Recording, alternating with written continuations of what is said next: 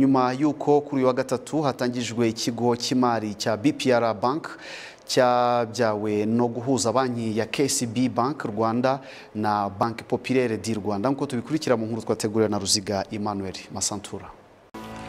Amashyi menshi cyane, imiryango ibiri ibaye umuryango umwe, ngiri ivuka rya BPR.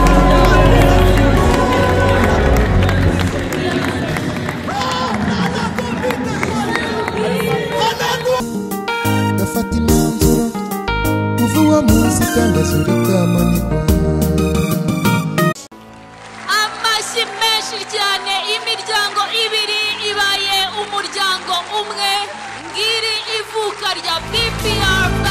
Itangazo aho kungira ngo mbabwire akorwa inama komite ikaza gafata imyanzuro kuva uwo munsi itangazo rikamanikwa. Amashyi menshi cyane.